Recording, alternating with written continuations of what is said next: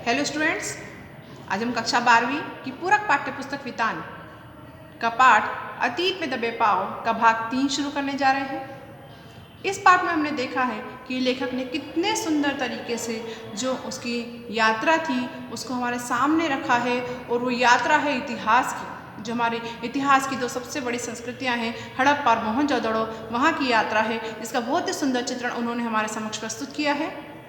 आइए इसी पाठ को हम आगे पढ़ते हैं। लेखक हमें क्या जानकारी दे रहा है।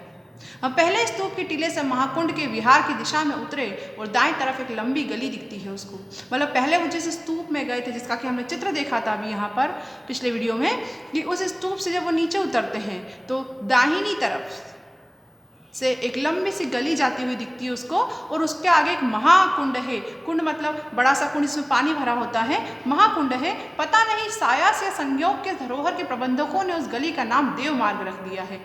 शायद क्या पता किस कारण से कि जो लोगों ने उसको खोजा है उसका नाम देव मार्ग रख दिया है।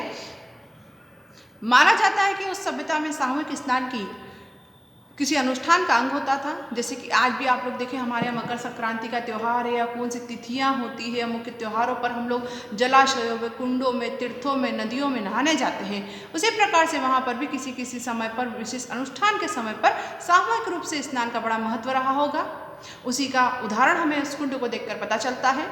कुंड करीब 40 फुट लंबा और 25 फुट चौड़ा है। गहराई उसकी 7 फुट है। कुंड में उत्तर और दक्षिण में सीढ़ियाँ नीचे उतरती है। देखिए यहाँ आपको चित्र दिखाई दे रहा है कि देखिए कुंड में नीचे की तरफ उत्तर और दक्षिण दिशा से कैसे सीढ़ियाँ नीचे कुंड में उतरने के लिए है कि आप ठेठ नीचे तक आकर भी स्नान कर सकते हो। इसके 3 तरफ साधुओं के कक्ष बने हुए हैं कि साधु संत आते होंगे तो यहाँ ठहर कर अपना ज्ञानार्जन उपदेश दे सके लोगों को। और उत्तर में 2-5 में 8 स्नानागार है। 2-5 मतलब 2 लाइनों में, एक लाइन दूसरी लाइन, 2 लाइनों में 8 स्नानागार बने हुए हैं। इनमें किसी का द्वार दूसरे के सामने नहीं खुलता है। मतलब ये उनकी सुनियोजित व्यवस्था का ही एक परिणाम हमें देखने को मिलता है कि जैसे एक घर के सामने दूसरे घर का अगर दरवाज़ा हो तो वो आमने सामने देख सकते हैं एक दूसरे के घरों में। तो इन्हीं सब बातों का ध्यान में रखते हुए यहाँ पर जो इन्होंने स्नानागार बनाए हैं उनके भी जो दरवाजे हैं, जो द्वार हैं, एक दूसरे के सामने नहीं खुलते हैं। और सिद्ध वास्तुकला का यह भी एक सुंदर ही उदाहरण है। देखिए यहाँ कितना सुंदर इसका चित्र दिया हुआ है। सीढ़ियाँ कुंड में उतर रही हैं। आसपास के चबूतरों के ऊपर सारे स्नानागार, साधुओं के कक्ष और हवन कुंड बने हुए हैं, जिससे कि हम मान सकते हैं कि ये एक धार्मिक स्थल रहा होगा या किसी विशेष उत्सव या कर्मकांड के समय यहाँ पर लोग आकर इकट्ठा होकर सामूहिक रूप से स्नान करते होंगे। मोहनजोदड़ो का प्रसिद्ध जल कुंड, जो कि हम इतिहास में बार बार पढ़ चुके हैं। इस कुंड में खास बात है कि पक्की ईंटों का जमाव है। मतलब इसके नीचे की तरफ भी पक्की ईंटें लगी हुई है, जिससे कि नीचे का पानी भी खराब या गंदा नहीं होता है। कुंड का पानी रिस न सके और बाहर का गंदा जल या अशुद्ध पानी कुंड में ना आ सके, इसके लिए कुंड के तल पर, दीवारों पर, ईंटों के बीच में चूने और चिरोड़ी के गारे का इस्तेमाल हुआ है। चूना तो आप सब समझते हैं, लाइमस्टोन जो होता है, सफ़ेद चूना होता है वो, और चिरोड़ी ये इस तरह की एक मिक्सचर होता है, एक तरह का, आप जैसे रेत होती है उस तरह से, तो इनको मिक्स करके ऐसा मिक्सचर बनाकर, जिसका मिश्रण बनाकर लगाया है, जिससे कि आज हम जैसे सीमेंट लगाते हैं तो कितनी मजबूत हो जाती है, वैसी मजबूती इस चीज़ से मिलती है।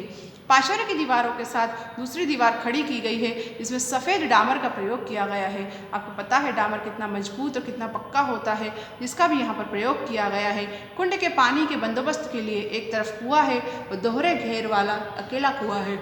मतलब कि एक बड़ा सा कुआं है पास में कि अगर कुंड में पानी की कमी हो तो उस कुएं से उस पानी की पूर्ति को किया जा सके।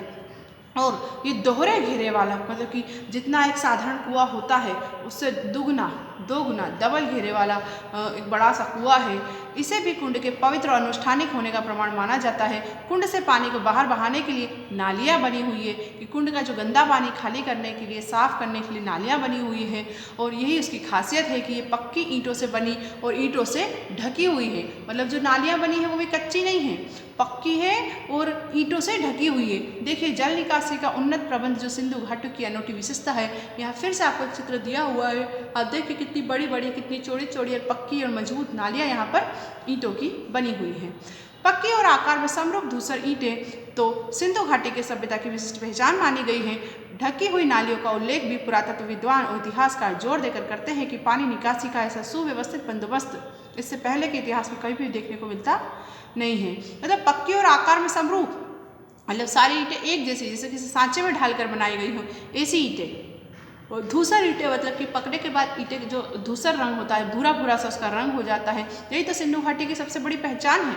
और नालियों में ऐसे पक्की ईंटों का प्रयोग करना ये सिंधु घाटी की सबसे विशेष पहचान माना गया है। इसी विशेष पहचान को पुरातत्व विद्वान बड़े ही सराहना करते हैं उसकी। महाकुंड के बाद हमने गढ़ की परिक्रमा की। गढ़ जिसको हम पहले पढ़ चुके हैं कि गढ़ यानी एक किले जैसा मान सकते हैं हम उसको। और कुंड की दूसरी तरफ विशाल कोठार है। कोठार मतलब के अड्डागार कहते हैं उसको, कि सारे लोगों का जो अन्न होता है वो इकट्ठा करके उस अन्नागार में इकट्ठा करते होंगे कि जब भी परेशानी हो या जिस भी मुसीबत के समय उसका प्रयोग किया जा सके सार्वजनिक रूप से। कर के रूप में हासिल अनाज शायद यहाँ जमा किया जाता है। इसका निर्माण रूप खासकर चौकियों और हवादारी को देखकर ऐसा कयास लगाया गया है कि यह 9 चौकियों की 3 कतारें हैं। उत्तर में गली और जहाँ बैलगाड़ियों का जिनके प्रयोग के साक्ष्य मिले हैं ढुलाई या आवागमन के लिए होता होगा। मतलब कि जो टैक्स के रूप में राजा को अनाज दिया जाता होगा वहीं यहाँ इकट्ठा होता है, कि हमने कहा ना कि जो इस अनाज का प्रयोग वापस से जन कल्याण के लिए ही किया जाता है। तो इसके निर्माण में खास करके चौकियों और हवादारी को देखकर ऐसा कयास लगाया जाता है कि यहाँ पर चौकियाँ बनी हैं और हवा उजास आने की हवादारियाँ बनी हुई हैं। तो यहाँ शायद 9 चौकियों की 3 कतार थी। मतलब काफ़ी बड़ा ये बना था और काफ़ी मात्रा में अनाज को संग्रह किया जा सके इसकी इसी क्षमता थी। उत्तर में एक गली है जहाँ बैलगाड़ियों का जिनके प्रयोग के साक्ष्य मिलते हैं कि शायद बैलगाड़ियाँ आती होगी यहाँ पर अनाज को ढोने के लिए। ठीक इसी तरह कोठार हड़प्पा में भी पाए गए हैं। अब यह जग जाहिर है कि सिंधु घाटी के दौर में व्यापार ही नहीं उन्नत खेती भी होती थी। बरसों यह माना जाता रहा है कि सिंधु घाटी के लोग अन्न उपजाते नहीं थे, उनका आयात करते थे। नई खोज ने इस ख्याल को निर्मूल साबित किया है, बल्कि अब कुछ विद्वान मानते हैं कि वह मूलतः खेतीहर और पशुपालक सभ्यता ही थी। मतलब कुछ लोग पहले के विद्वान ऐसा मानते थे कि सिंधु घाटी के लोगों को अन्न उगाना या खेती करना नहीं आता था, वो बाहर से आयात करते थे, कहीं और से अनाज मंगाते थे। लेकिन जो नई नई खोजें है उन्होंने साबित कर दिया कि यह आधार बिल्कुल नीड मूल है, मतलब इसका कोई आधार नहीं है इसी बातों का, बल्कि ये साबित हो चुका है कि यहाँ के लोग मुख्यतः खेती का काम करते थे और पशुपालन का भी काम करते थे। लोहा शुरू में नहीं था, पर पत्थर और तांबे बहुत मात्रा में यहाँ पर पाया गया है।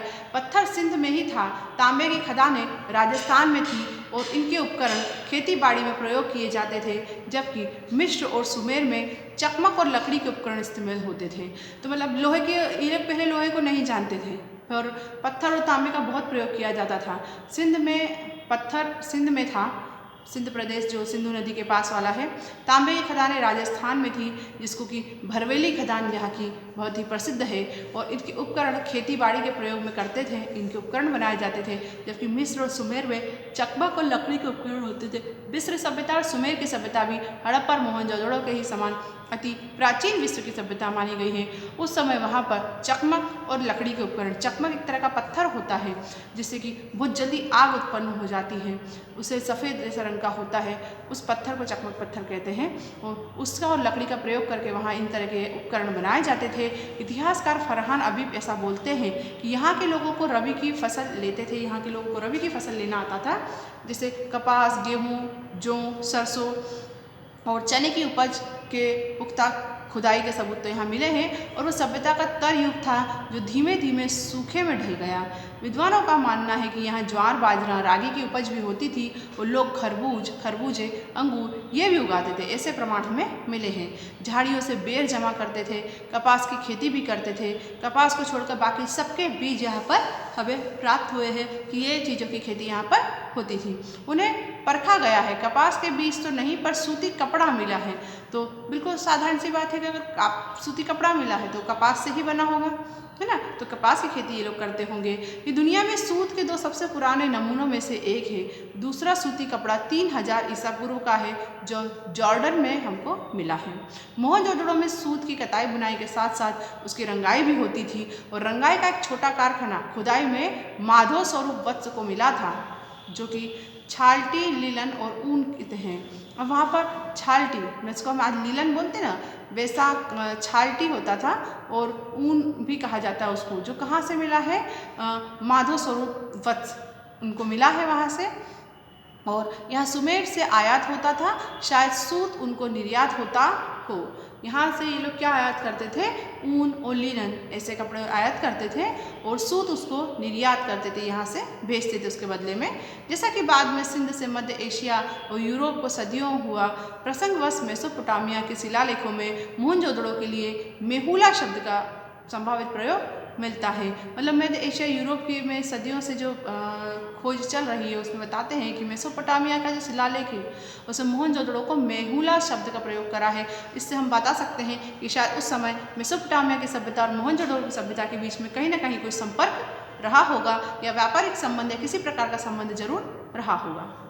आइए क्या लिखते हैं लेखक, महाकुंड के उत्तर पूर्व में बहुत लंबी सी इमारत के अवशेष मिले हैं। इसके बीचों बीच खुला बड़ा दालान है। मतलब एक बहुत लंबी और बड़ी सी इमारत है, बीच में खुला दालान मतलब कि आंगन, तीन तरफ बरामदे बने हुए हैं और इनके साथ में कभी छोटे छोटे कमरे भी रहे होंगे ऐसा माना जाता है, लेकिन अभी वो कमरे नष्ट हो चुके हैं। पुरातत्व ऐसा जानकार कहते हैं कि धार्मिक अनुष्ठानों में ज्ञानशालाएँ सटी होती थी। धार्मिक अनुष्ठान करने के लिए ज्ञानशालाएँ मतलब कि वहाँ अध्ययन पठन पाठन होता था और उस नज़रिए से इसे कॉलेज ऑफ प्रिट्स माना जा सकता है। मतलब जिसे अध्ययन करने के लिए, धार्मिक अनुष्ठान करने के लिए जो ज्ञान की पाठशालाएँ होती रही होंगी, ज्ञान की शालाएँ जो होती रही होंगी, इस शायद बड़ी सी बिल्डिंग के आसपास और छोटे छोटे कमरे के कक्षाओं के रूप में प्रयोग होते होंगे। इस प्रकार के प्रमाण यहाँ मिलने से इसे कॉलेज ऑफ प्रिट्स भी कहते हैं। और दक्षिण में एक और भग्न इमारत मिली है। भग्न मतलब कि जो टूटी फूटी होती है उसे भग्न कहते हैं। इसे 20 खंभों वाला एक बड़ा हॉल है। अनुमान होता है कि राज्य सचिवालय, सभा भवन या कोई सामुदायिक केंद्र रहा होगा। 20 खंभों वाला मतलब कि जो बड़ा भवन हो, जो कि मुख्य रूप से खंभे पिल्लर के पर बनाया हो। जैसे आज भी आप देखते हैं कोई सभागृह, बड़े बड़े जैसे बड़े बड़े कमरे वाला हॉल वाली जो जगहें होती है उनमें पिल्लर लगे होते हैं और जगह बहुत बड़ी होती है। तो उसी प्रकार के 20 खंभों वाला जो बड़ा सा हॉल मिला है उसको सभा भवन या सचिवालय का संज्ञा दी गई है। इससे हमें ये पता चलता है कि यहाँ का जो समाज था उसमें राजा भी रहे होंगे, प्रशासक भी रहे होंगे और वो अपने प्रशासन कार्य को चलाने के लिए इस प्रकार के सचिवालयों का प्रयोग करते रहे होंगे।